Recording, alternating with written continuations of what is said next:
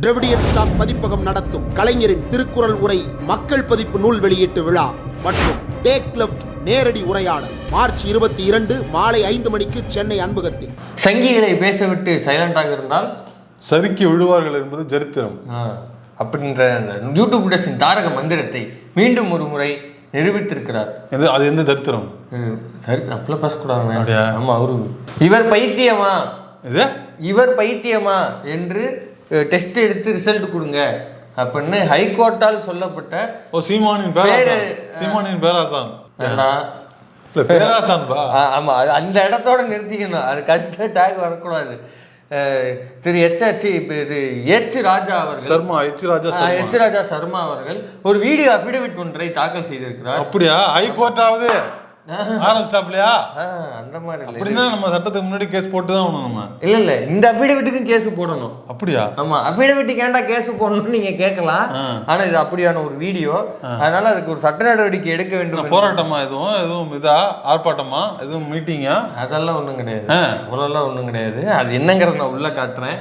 இதற்கு தயவு செய்து தமிழ்நாடு அரசு தக்க சட்ட நடவடிக்கை எடுக்கணும். அப்படியா? ஆமா, அது மட்டும் கிடையாது, நாங்க இந்தியை தான் திணிக்கிறோம் ஒத்துக்கிட்டாங்களா? ஆமா, ஓப்பனாவே அவ்வளவுதான்டா, முடிஞ்சு போச்சு. அப்ப நான் கேஸே முடிஞ்சிருச்சு, அதை கொண்டு போய் இப்ப காமிச்சிட வேண்டியதானே? ஆமா, அதுல காமிக்க வேண்டிய வேற சில பாயிண்ட்டுகளும் இருக்கு. என்னது? அதெல்லாம் வீடியோக்குள்ள சொல்றேன்.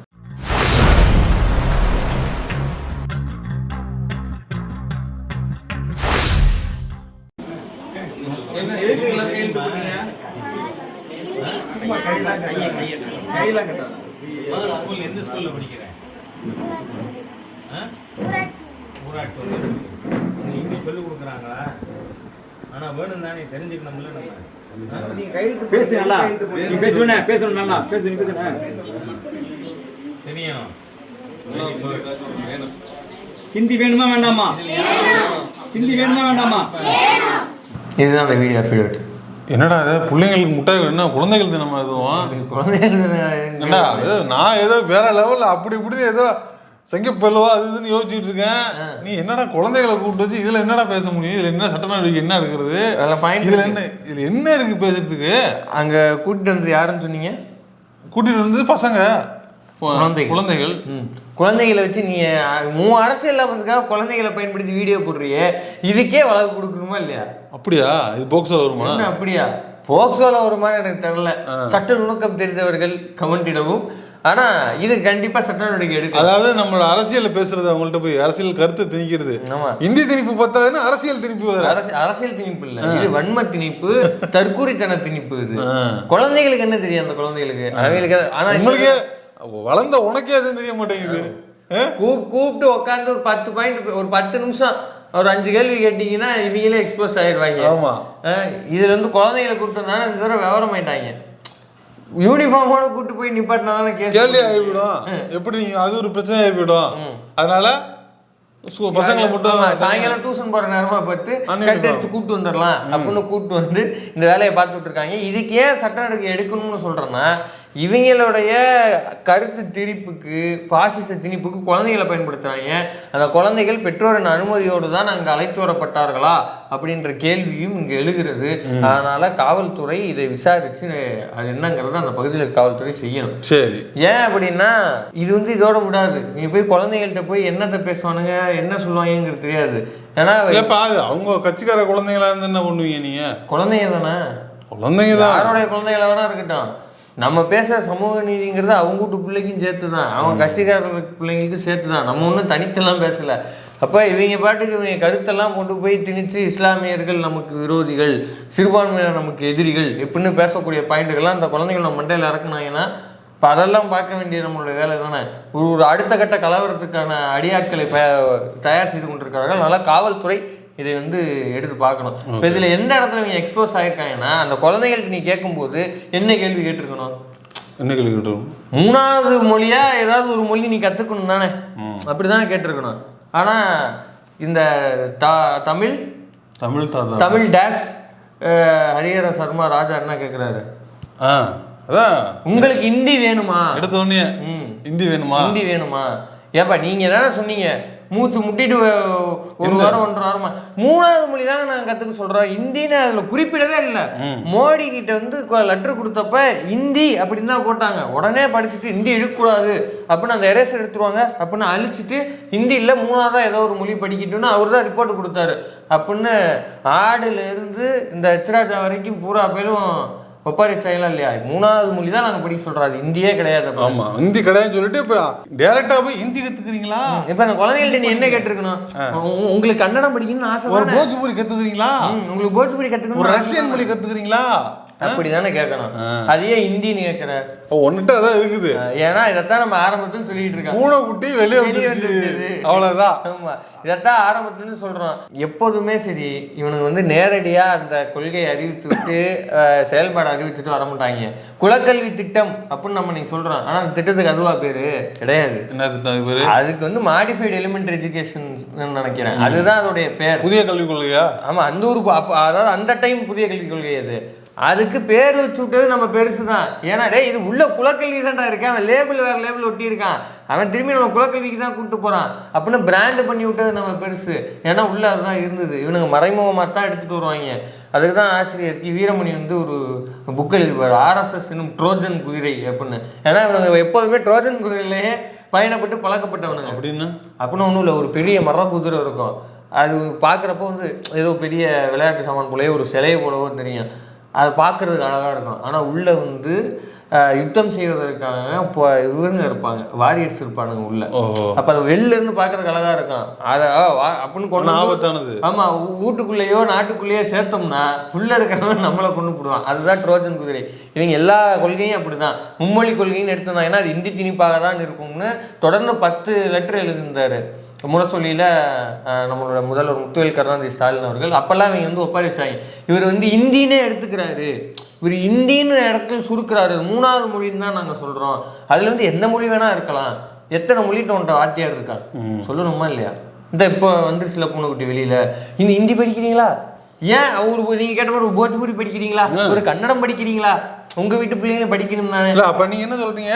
இல்ல எல்லா மொழியும் கத்து கொடுப்போம், இது வேணா கத்துக்கலாம் அப்படின்னா அப்படிலாம் அந்த குழந்தைகள்ட்ட பேசிருக்கோம். இப்ப நீங்க கையெழுத்து போட்டு இருந்தீங்கல்ல, அது எதுக்கு தெரியுமா? நீங்க எல்லா மொழியும் கத்துக்கலாம், நிறைய மொழிகள் உங்களுக்கு சொல்லி கொடுப்போம், உங்களுக்கு வேணும் தானே அப்படின்லாம் கேட்கணும். அந்த குழந்தைகள் எப்படி கோஷம் போட்டிருக்கணும், ஹிந்தி வேணுமா? வேணும் அப்படிங்கிறது. அதை தாண்டி அந்த பிள்ளைங்கள்ட்டே விசாரிக்கிறாங்க எங்க படிக்கிறீங்க ஏது படிக்கிறீங்கன்னு. அந்த பிள்ளைங்களே சொல்லுது, ஊராட்சி ஒன்றிய தொடக்க பள்ளின்னு ஒரு பொண்ணு சொல்லுது, இன்னொன்னு வேற ஸ்கூலு இல்ல அந்த ஒன்றிய அரசு ஸ்கூல்ல படிக்கிற பிள்ளை ஹிந்தி படிக்குது, கவர்மெண்ட் ஸ்கூல்ல படிக்கிற பிள்ளை ஹிந்தி படிக்குது. ஆனா எங்க படிக்குது? டியூஷன்ல படிக்குது. 2 பிள்ளைங்களும் சொன்னிச்சு, 2 கவர்மெண்ட் ஸ்கூல்ல படிக்கிற பிள்ளைங்க ஹிந்தி கத்துக்கிறேன். அப்ப நம்ம சொல்றது தானே ஹிந்தி யாரும் கத்துக்க கூடாது, இந்தியே தமிழ்நாட்டில் கூடாதுன்னு நாங்கள் சொல்லலை. அதுதான் நாங்கள் திரும்பி சொல்கிறோமே. உங்கள் கட்சி ஆஃபீஸ்லேருந்து கொஞ்சம் தூரம் வெளில வந்து பார்த்தீங்கன்னா பிரச்சார சபா இருக்குது, ஹிந்தி பிரச்சார சபா சென்னையில் ஒன்று இருக்குது, திருச்சியில் ஒன்று இருக்குது. 2 இடத்துல இது தனியாக தனித்தனியாக டியூஷனில் தனித்தனியாக சொல்லி கொடுத்துருக்காங்க. வருஷம் பரிச்சு எழுதிட்டு தான் இருக்கிறான். ஓகேவா? அது வேணும்னா அவன் கடைசி வரைக்கும் கண்டினியூ பண்ண போகிறான். வேணான்னு ஃபீல் பண்ணுறவங்க நிப்பாட்டிக்க போகிறாங்க. படிக்காதீங்கன்னு யாரும் சொல்ல, அரசு கொள்கையா கேட்காத அது அரசு. ஆமா இல்ல இப்ப அந்த பிள்ளைங்களே நம்ம தான் சொல்றோம்ல, தனியா படிச்சுட்டு இருக்காங்க, தனியா வேணா படிச்சுக்கலாம்னு சொல்றோம். அது அங்கேயே உதாரணம் உனக்கு முன்னாடியா இருக்குதுப்பா. அங்க பக்கத்துல சிபிஎஸ்சி ஸ்கூல்ல ஏதோ ஒரு சென்ட்ரல் கவர்மெண்ட் ஸ்கூல்ல படிக்கிற பிள்ளைங்க மற்ற பிள்ளைங்க படிக்குது, கவர்மெண்ட் ஸ்கூல்ல படிக்கிற பிள்ளைங்களுக்கும் ஹிந்தி கத்துக்குது. அப்ப கத்துக்கிட்டு இருக்காங்க, முடிஞ்சில்ல. அப்ப நம்ம பேசுறதா அங்க இருக்குது. ஓகேவா? நீ தான் திருந்திக்கணும். இப்போ இதை தான் நம்ம ஆரம்பத்தில் சொல்கிறோம். இங்கே எல்லாரும் இப்போ வேணுங்கிறவன் படிச்சுட்டு தான் இருக்கான், நீயே ஒரு பிரச்சனையாக உண்டு பண்ணாத. அப்புறம் ஏன் அப்போ குழந்தைகள்லாம் படிக்கிறாங்களே, அப்போ ஸ்கூலில் நீங்கள் கொடுக்கலாமே, கவர்மெண்ட் ஸ்கூல் அது கொடுக்க முடியாது. ஏன்னா நீ டைரெக்டாக ஹிந்தியை கொண்டு வர்றதுக்கு தான் நீ திட்டம் போட்டுட்டு இருக்க, உன்கிட்ட வேற சரக்கு கிடையாது. அது ஹிந்தியை கொண்டு வந்தால் நீ அடுத்தடுத்து என்ன செய்வ, சமஸ்கிருதத்தை கொண்டு போய் நிப்பாட்டுவ. உன் திட்டம் என்னன்னு எங்களுக்கு தெரியும், அதனால தான் நாங்கள் செய்யறதில்ல. ஒன்றும் இல்லை. இப்போ சமீபத்தில் கர்நாடகாவிலேருந்து ஒரு அறிக்கை ரிலீஸ் பண்ணியிருக்கிறாங்க. என்னது? மும்மொழி கொள்கை அமலில் இருக்கிற கர்நாடகாவில் 90,000 மாணவர்கள் இந்தியில் தோல்வி ஃபெயில் ஆகியிருக்கிறாங்க. கர்நாடகாவில் 2024ஆம் ஆண்டு எஸ்எஸ்சியில் 3வது மொழி பாடமாக ஹிந்தியில் எடுத்த 90,000 பேர் ஃபெயில் ஆயிருக்காங்க. உத்தரப்பிரதேசத்திலே தோல்வி அடைகிறாங்கடா. அதுலேயே வட மாநிலங்களே நிறைய பேர் தோல்வி அடைகிறாங்க ஹிந்தியில், தாய்மொழியில். இது இது தேர்ட் லாங்குவேஜ். கர்நாடகாவில் வந்து தேர்ட் லாங்குவேஜ். வட மாநிலங்களில் நிறைய ஸ்கூலில் நிறைய ஸ்டேட்டுக்கு ஃபர்ஸ்ட் லாங்குவேஜ்லேயே ஃபெயில் ஆகிறாங்களே. அங்கெல்லாம் ஃபர்ஸ்ட் லாங்குவேஜ் தான் இல்லை, ஒரு சிங்கிள் லாங்குவேஜ் தான், ஒன் லாங்குவேஜ் பாலிசி தான் அங்கே. அது ஹிந்தி மட்டும்தான் அங்கே ஃபெயில் ஆகிறான். இப்போ நான் ஏன் கர்நாடகா எடுத்து சொல்கிறேன்னா, 3வது மொழியாக அதை கொண்டு வரலாமே அப்படின்னா அது என்ன ரிசல்ட்டை கொண்டு போய் நிப்பாட்டும். இவங்களுக்கு திரும்பி திரும்பி நம்ம வீட்டு பிள்ளைகள் வந்து படிக்கிறது தான் இவங்களுக்கு பிரச்சனையாக இருக்குது. அதெல்லாம் இல்லை. இப்போ இந்த மீட்டிங் எதுக்கு திரும்ப இதுலையா, எதுக்கு இந்த மழலை மீட்டிங் இருக்குல்ல, அதுகள்கிட்ட போய் ஏடா அதுகள்கிட்ட போய் 2 மொழி 3 மொழின்னு பேசிட்டு இருக்கீங்களே, அதுகளுக்கே ஒன்றும் மழலை மொழி மாறாம இருக்கிற பிள்ளைங்க அது. ஆமா, மழலை மொழி அந்த மொழி அதுக்கு தெரிஞ்ச மொழியே மழலை மொழி தான். அதுகிட்ட போய் ஒன்றும் இல்லை, கேன்வாஸிங்க மண்டைகள் ஓட்டு சேர்க்குறாங்க, ஆதரவு தர்றாங்க. ஏன்னா ராஜ்யசபால போய் ஓட்டு போட போறாங்கல்ல, இவங்களை திரட்டி தான், இவங்கள்ட்ட கன்வின்ஸ் பண்ணி தான் இவங்க போய் அங்க ஓட்டு போட போறாங்க. அவ்வளவு டீசென்ட்டா ஏன் அரசியல் பேசுனீங்க இவங்கள்ட்ட? நீங்க அரசியல் பேசுனீங்க இல்ல, காமெடியா இருக்கு பாரு. அந்த புள்ள சொல்லாதீங்க, புள்ள பிடிக்கிறாங்கன்னு சொல்லுங்க. அப்படிதான் இருக்கு. ஏற்கனவே இப்படிதான் பள்ளியோடம் போயிட்டு இருந்த பிள்ளைகள்ட்ட பிஸ்கெட், அந்த பிள்ளைகளை கூட்டு வந்தா இங்க கேன்வாஸ் பண்ணிட்டு இருக்காங்க. கேன்வாசிங்னு சொல்லாதீங்க, புள்ள பிடிக்கிறாங்க. இல்ல, நான் என்ன கேக்குறேன், இப்ப அவங்க பார்வையில பாத்தீங்களா இந்திக்கு ஆதரவு கிடைச்சிச்சு பாருங்கள், இந்திய பாருங்க, ஹிந்தி வேணுங்கிறாங்க. ஆனா அப்படி இல்ல, இவனு திணிக்கிறானோ. அதாவது மாநில அரசு, ஒன்றிய அரசு தான் திணிக்கிறது இல்லாம இந்த பிள்ளைங்க, அந்த பிள்ளைங்க எதுவுமே சொல்ல, இந்தி வேணும் சொல்லு, இந்தி வேணும், இந்தி தானே வேணும். மோடி கிட்ட நீங்க என்ன வேணும் சொல்லுங்க, மோடி கிட்ட இந்தி வேணும் தானே உங்களுக்கு. இவர்கிட்ட சொன்னீங்கன்னா அவர் சொல்லுவாரு, இவர்கிட்ட எங்க இந்த ஆளுக்கே இந்த ஆளுக்கு ஏதாவது எம்பி போஸ்ட் கிடைக்குதா? இப்ப ஒரு கவர்னர் ஏதாவது தமிழிசை அவர்களுக்கு கவர்னர் கொடுத்தாங்க, சிபி ராதாகிருஷ்ணன் வந்து கவர்னர் இலகணேசன் கொடுத்தாங்க. பொன்னார்லாம் வந்து ஒன்றியத்துல எத்தனை தெரியும். இந்த ஆளுக்கு ஏதாவது கூப்பிட்டு கொடுத்துருக்காங்க இல்ல? ஒருத்தர் சொன்னா ஒரு கட்சி தலைவர் கூட கொடுக்கலங்க. இல்ல, ஆமா. அப்ப இவருக்கு என்ன வாய்ஸ் இருக்கும்? இவர் சொன்னாருன்னா மோடி கேட்டுக்குவாங்க. எஸ்வி சாருக்கு உள்ள ஒரு கௌரவத்து கூட இவருக்கு இல்லைங்க. எஸ்வி சார் கூட நேரடியா போய் ஒரு ஃபிளைட்ல வந்தா போய் மாலை போடுவாருங்க. அவர் ஃபோன் பண்ணிலாம் பேசுவாரா? ஃபோன் பண்ணி பேசுவார், லெட்டர். ஆனா இவர் அப்படி கிடையாது. அண்ணாமலையிட்ட கேட்டு போனுங்க இவரு. அண்ணாமலை தான் பாக்குறதுக்கு மேல ஒரு அவர்கிட்ட போய் என்ன இருக்கு போய் நான் கேட்குறேன். இவங்க தான் ஆதரவு, இப்போ இவங்கெல்லாம் ஆதரவு, இப்போ இந்திக்கு இவங்கெல்லாம் ஆதரவு தெரிவிச்சுட்டாங்க, நாங்கள் ஜெயிச்சுட்டாங்கிறோம். இப்போ நான் ஹிந்தி வேணான்னு சொல்லி 1 லட்சம் குழந்தைகளை கொண்டு வருவா? இதெல்லாம் ஏதாவது அதான் சொல்கிறேன். இதுக்கு தான் ஏற்கனவே துணை முதல்வர் பதில் சொல்லிட்டாரு. நாங்கள் இப்படி வந்து நீட் எதிர்ப்புக்கு கையெழுத்து இயக்கம் நடத்தினோம், நீட் எதிர்ப்புக்கு பிரச்சாரம் நடத்தினோம். அப்போ கூட பள்ளி குழந்தைகளை தவிர்த்துட்டு, பள்ளி மாணவர்களை தவிர்த்துட்டு கல்லூரி மாணவர்கள் இவங்கள்ட்ட தான் கையெழுத்து வாங்கணும். இதுதான் வந்து ஒரு அரசியல் செய்கிற ஒரு இயக்கம் செய்யும். சேனலை போட்டுக்கிட்டு இங்கே வாங்கடான்னா அவன் லைட்டு போட்டு மெயின் ஸ்ட்ரீம் மீடியான்னு உட்காந்துருக்கான். அங்கே வாங்கடான்னா கோர்ட்டுக்கு வாங்கடான்னா எங்கேயும் வரடா. ஒன்றுமே தெரியாத பிள்ளைகள்கிட்ட போய் குச்சி மூட்டாயும் பிஸ்கெட்டை வாங்கி கொடுத்து இவனுங்கெல்லாம் அதான் இவனுங்க வந்து என்னன்னா கோர்ட்டுக்கு போய் இது நீ சேலஞ்சு பண்ண பார்ப்போம். ஒரு மணின்னு ஒருத்தர் மொழிப்போர் தியாகி மணி வழக்கு போட்டால் ஃபோன் போட்டு அழுவுறீங்கல்ல, ஏங்க வழக்கு போட்டீங்க மணி இது செய்யக்கூடாது மணி, செஞ்சீங்கன்னா ஐயோ ஒரு தீர்ப்பு வந்துச்சுன்னா எல்லாமே மாறி போயிடுமே அப்படின்னு அழுக தெரியுதுல்ல. ஒரு பிரபல தனியார் தொலைக்காட்சி, ஒரு பிரபல டாக் ஷோ, அந்த டாக் ஷோவில் சரி அவன் மும்மொழிக்கு என்னதான் ஆதரவு, என்னதான் பாயிண்ட் வச்சிருக்க, எங்க வந்து பேசு அப்படின்னு கூப்பிட்டோம்னா அங்க யாரு ஆனந்தன் ஐயா சாமியா ஆளு பேசுறது பூரா தப்பா பேசியிருக்கிறாரு போல் இருக்கு. அதனாலதான் அந்த ஆளுதான் ஏதோ மிரட்டி அல்லது வந்து ஏதாவது சிபாரிசு கேட்டு வெளில போனா மான மரியாதை போயிடும் அப்படின்னு சொல்லி பாருங்க. வழக்கமா இப்படி வந்து எதிர்த்தரப்புல பேசுறவங்க டேட்டா தப்பா வந்து வாங்கி எடுத்தானுங்கன்னா ஆப்போசிட் சைட்ல இருக்கவங்க தான் டீபங்க் பண்ணுவாங்க. அந்த டாக் ஷோ டீமே டீபங்க் பண்ணியிருக்காங்க. அப்பெல்லாம் டேட்டாவே இல்லையா, சும்மா அதான் பெறாத்தாத அப்படின்னு. அப்போ எந்த அளவுக்கு வீக்காக இருக்காங்க பாருங்க. இப்படி கருத்து பேசுகிற எவ்வளவோ பேர் படிச்சுட்டு கல்வியாளர்கள் இருக்கான், ஜேர்னலிஸ்ட் இருக்கிறான், திராவிடம் சார்ந்து பேசுகிற எம்எல்ஏ எம்பின்னு அவ்வளோ பேர் இருக்கான். அவ்வளோ பேர் உன்னை டிபேட்டுக்கு கூப்பிட்றான்.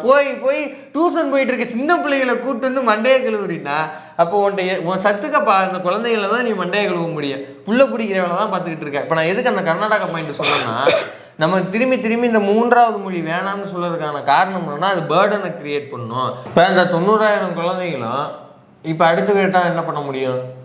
அதான் இவங்க திரும்பி ட்ராப் அவுட்டுகள் இன்க்ரீஸ் பண்ணுறதுக்கான வழிகளை தான் உண்டு பண்ணுறாங்களே தவிர முதல்ல சவுத் இந்தியாவில் மும்மொழி கொள்கை கொடுங்க ப்ரோ அப்படின்னு கை நீட்டி வாங்கினது இதே கர்நாடகா தான். ஆனால் இன்னைக்கு பல்வேறு இடங்களில் தமிழ்நாட்டில் எப்படி நம்ம போர்டுகளில் இருக்கிற இந்தியை அழிக்கிறோமோ அதே போல் இப்போ அங்கே கர்நாடகா தோழர்கள் அந்த வேலையை சிறம்பட பண்ணிட்டு. அது மட்டும் இல்லாமல் நிறைய பேர் இப்போ பேச ஆரம்பிச்சிருக்கிறாங்க. ஆமாம், அதுவும் இல்லாமல் இந்த 90,000 பேர் ஃபெயிலாக இருக்காங்கல்ல, இதை பற்றி அங்கே இருக்கிற கல்வியாளர்கள் சில கருத்துக்களை பதிவு பண்ணியிருக்கிறாங்க. மும்மொழி கொள்கை நிறைவேற்றுறதுக்காக ஹிந்தி சொல்லி கொடுத்துட்டு இருந்தாங்க. ஆனால் அது மாணவர்களோட அறிவுக்கு பங்களிக்கவோ அவர்களின் எதிர்காலத்துக்கு பயனுள்ளதாகவோ இல்லை. அதை தான் இந்த முடிவு எடுத்துரைக்குது. அதனால் மும்மொழி கொள்கைங்கிறதே அந்த ஹிந்திங்கிறதே கைவிடணும் அப்படிங்கிறத அங்கே இருக்கிற கல்வியாளர்கள் கேட்டிருக்கிறாங்க. ஏற்கனவே நம்ம போன வாரம் பார்த்தோம், கர்நாடகாவினுடைய அந்த கன்னட வளர்ச்சி ஆணைய தலைவர் புருஷோத்தம் அப்படிங்கிறவர் அங்கே இருக்கிற சிஎம் சித்தராமையா அவர்களுக்கு ஒரு கடிதம் எழுதியிருந்தார். கர்நாடகாவில் இருமொழி கொள்கை தான் வேண்டும் அப்படின்னு. நம்ம திரும்பி திரும்பி குழந்தைகளை டிராப் அவுட்லேருந்து குறைப்பதற்கான வேலையை நம்ம செஞ்சுக்கிட்டு இருந்தோம்னா இவங்க அப்படியே சுற்றி நம்ம வீட்டு பிள்ளைகளை எப்படி ஸ்கூல்லேருந்து வெளியேற்றலாங்கிற வேலையை தான் செஞ்சுக்கிட்டு இருக்காங்க. ஒன்றும் இல்லை. சரி, அப்போ குழந்தைகளுக்கு நீங்கள் என்ன திட்டம் வச்சுருக்கிறீங்க அப்படின்னா, இந்த காலை உணவு திட்டம் இருக்குல்ல, இந்த மலம் எழுதிச்சே கக்கூஸ் நிரம்பி வழிகிறது அப்படின்னு. இப்போ நேற்றைக்கு அதை பற்றி ஒரு ஆய்வறிக்கை வெளியிடப்பட்டிருக்குது. அந்த ஆய்வறிக்கையில் என்ன சொல்லியிருக்கிறாங்க அப்படின்னா, இந்த இப்போ காலை உணவு திட்டம் வந்ததுனால அமல்படுத்தினதுக்கப்புறமா கிட்டத்தட்ட ஹாஸ்பிட்டலுக்கு போகிற பள்ளி குழந்தைகளுடைய எண்ணிக்கை வெகுமாக குறைஞ்சிருக்குது.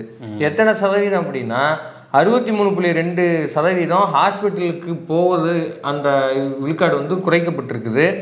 அது மட்டும் இல்லாமல் 70.6% சீரியஸ் இல்னஸ், ரொம்ப கடுமையான உலகிலிருந்து. ஒரு வாட்டி நம்ம பிடிஆர் கூட மதுரையில் ஒரு ஸ்கூலுக்கு போகும்போது உட்காந்து சாப்பிட்டாரு. அப்போ ஒரு பையன் ரொம்ப நோஞ்சானா இருந்தான். என்ன மால் நியூட்ரிஷன் ரொம்ப கம்மியாக இருக்கு, நாளை பார்த்தாலே மால் நியூட்ரிஷனாக தெரியுதாரு, என்னன்னு போய் பாருங்க. ஆமாம், அதுக்கப்புறம் தான் இதெல்லாம் வந்தது. இப்போ அது ஒரு உதாரணம். அதுக்கப்புறமா தான் அந்த காலை உணவு திட்டங்கள் வருது. ஆமாம். ஸோ இந்த மாதிரி யோசிச்சு பாருங்க, 63.2 விழுக்காடு ஹாஸ்பிட்டலுக்கு போகிற குழந்தைகளோட எண்ணிக்கை டிக்ளைன் ஆயிருக்கு, குறைஞ்சிருக்கு அப்படின்னா அது எவ்வளோ பெரிய இம்பாக்ட். அப்போ அந்த குழந்தைகளுடைய ஹெல்த்தும் இதில் வந்துடுது. ஹெல்த் நல்லா இருந்ததுன்னா அவங்க பள்ளிக்கூடத்துக்கு வர போகிறாங்க. பள்ளிக்கூடத்துக்கு வந்தாங்கன்னா தொடர்ந்து இந்த மாதிரியான ட்ராப் அவுட்ஸ் இப்படியும் குறைக்க முடியும். வெறுமனே ஒரு கன்செஷனோ இதெல்லாங்கிறத தாண்டி இப்படியான ஒரு ஸ்கீம்லையும் இப்போ இது நடந்திருக்கு. ட்ராப் அவுட்ஸ் குறைச்சிட்டா கலவரத்துக்கு யார் வருவா? நியாயம் தான் இது. நியாயம். எச்ராஜாவோட பார்வையில் ஒன்று இருக்குல்ல, எச்ராஜாவோட தேவைன்னு ஒன்று இருக்குல்ல, அப்படி யார் போராட வருவா? இது மட்டும் கிடையாது. இப்படி இந்த காலை உணவு திட்டத்தின் மூலமாக 89.6 விழுக்காடுலேருந்து 95.4 விழுக்காடா பசங்க ஸ்கூலில் செய்கிற அந்த ஒர்க் அசைன்மெண்ட்ஸாக இருக்கட்டும், இந்த மாதிரி செயல்பாடுகள் இருக்குல்ல, அது இன்க்ரீஸ் ஆகிருக்கு. செயல்திறன் கூடி இருக்குது. மெமரி ரிட்டன்ஷன், அதாவது நம்ம ஞாபக சக்தி ஞாபகத்தில் வச்சுக்கிறது, அந்த சதவீதம் 77%, 71% 77% உயர்ந்திருக்குது. இப்படிங்கிற பல்வேறு முக்கியமான அரசியல் பேசுகிற ராஜா, என்னைய பேசாதான்ட்டு யாருமே 10 நிமிஷமா நீ ஆத்திக்கிட்டு இருக்கிறீங்க, மன்னிச்சிருங்க. ஸோ நம்ம ஒரு திட்டத்தின் மூலமாக நம்ம பள்ளி குழந்தைகளுக்கு இவ்வளவு இம்பாக்ட் நம்ம கிரியேட் பண்ணிட்டு இருந்தோம்னா இவங்க கூட்டு போய் புள்ள பிடிக்கிற வேலை செஞ்சுக்கிட்டு இருக்காங்க. அதேதான் இது நம்ம அடிக்கடி கேட்டதே கேள்விதான். எத்தனை கேவி ஸ்கூலில் தான் இந்தியா முழுக்க மும்மொழி கொள்கை அமலாக இருக்கிற ஒரு பள்ளி கல்வி திட்டம். அந்த பள்ளி கல்வி திட்டத்தில் அந்தந்த தாய்மொழியில் படிப்பதற்கு இருக்கா? ஏற்கனவே நம்ம ட்விட்டர் புகழ் பூதம் எடுத்து போட்டோம்னா தமிழ்நாட்டில் இருக்க எந்த கேவி ஸ்கூல்லையுமே தமிழ் வாத்தியார் கிடையாது அப்படின்னு. நம்ம பவன் கல்யாணுக்கு ஆன்சர் பண்ணுறதுக்கு ஆந்திராவில் திருப்பதியில் இருக்கிற கேவி ஸ்கூலில் தெலுங்கு சொல்லி கொடுக்கறதுக்கு வாத்தியார் கிடையாது. அப்போ எல்லாம் எந்த ஸ்டேட்லையும் அந்தந்த தாய்மொழி கேவியில் சொல்லி கொடுக்கறது இல்லை. திரும்பி சொல்கிறோம், மும்மொழி கொள்கை திட்டம்ங்கிறது ஹிந்தி படிக்கிறது மட்டும் கிடையாது, தாய்மொழியை ஒழிக்கிற திட்டம். அதனால தான் நாங்கள் எதிர்க்கிறோம்.